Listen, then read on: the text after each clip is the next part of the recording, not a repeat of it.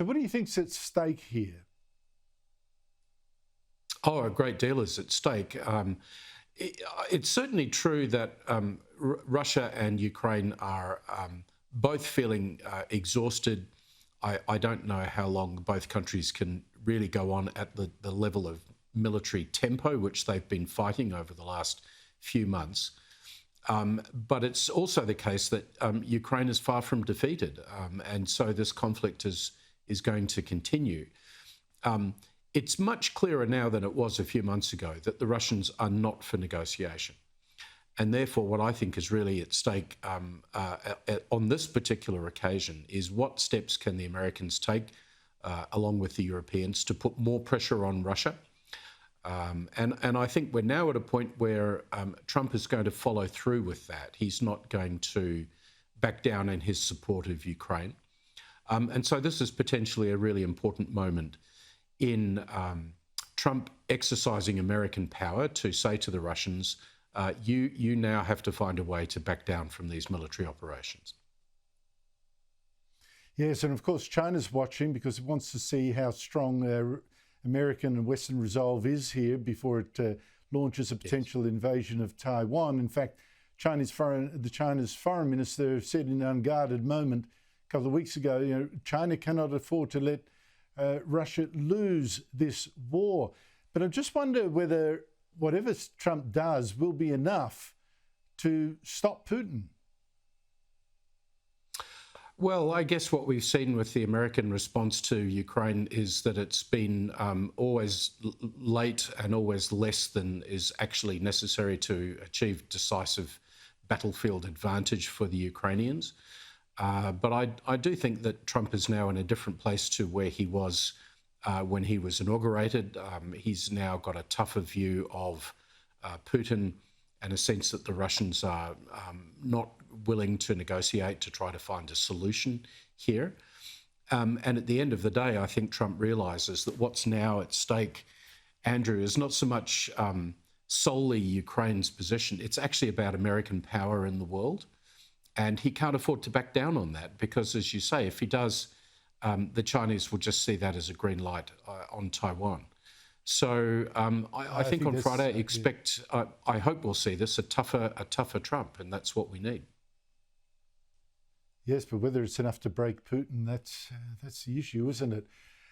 Meanwhile, you've got Israel's Prime Minister, Benjamin Netanyahu, who's ordered a complete occupation of Gaza now by his army to find the 20 or so Jewish hostages still thought to be alive. Here he is.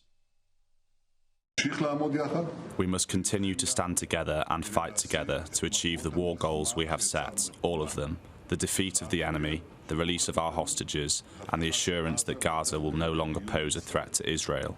Later this week, I will convene the cabinet to instruct the IDF on how to achieve these three goals.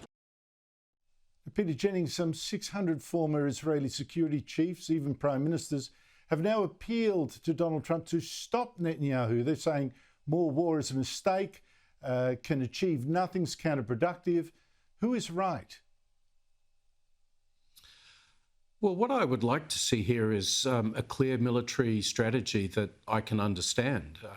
I have complete sympathy for Netanyahu's view that they need to continue to fight to attack Hamas. But I think we've got to understand what potentially that means. If there was going to be an Israeli Defense Force complete control of Gaza, that could take tens of thousands of additional IDF soldiers. They've already lost several hundred in the military campaigns of the last 18 months or so, and could easily lose that number again if what is in contemplation is a sort of a full lockdown of the Gaza Strip and house-to-house clearances looking for Hamas fighters. Is that what's in contemplation? To me, that doesn't make military sense. And so what I think we need to get here is we need to find a way that Israel's traditional friends can engage with Netanyahu and his administration to understand what's going on and to find out how we can provide help, because otherwise I think, yet more troops going into Gaza is not necessarily going to fix the situation, and ultimately is going to create more Israeli casualties, more IDF casualties. And that's not a solution, Andrew. It's a terrible, yeah. Well, it's a terrible position, isn't it? I mean, what the Prime Minister can say, no, we'll stop fighting when Hamas or terrorist groups have just released pictures of them deliberately starving to death two Israeli hostages. What, you're going to turn your back on that and walk away? It's very, very difficult. Anthony Albanese has meanwhile rung the president of the Palestinian... Well, Anthony Albanese, though, has just rung the president of the Palestinian Authority, Mahmoud Abbas, to talk about recognising a Palestinian state. Is that a good idea in the circumstances? Well, I think both the call and the idea of recognising a Palestinian state is a bad idea for the very simple reason that it rewards Hamas. And Hamas has publicly said that that's how they see it. Albanese should be really cautious about this. And he should pick his friends more carefully. Abbas is hardly a partner to be doing business with on the future of Palestine, given the position of the Palestinian Authority. It just seems to me that Albanese rings all the wrong people these days and visits all the wrong people. And he's failing to understand, some core Australian strategic interests about who our real friends are and where we need to be dependable in supporting those friends. It's so true, but it's such an easy way of pretending there's not a problem, isn't it? To just define it as no problem and chum up to the Chinese dictator and chum up to the Palestinian Authority president. Problem solved, so easy or not.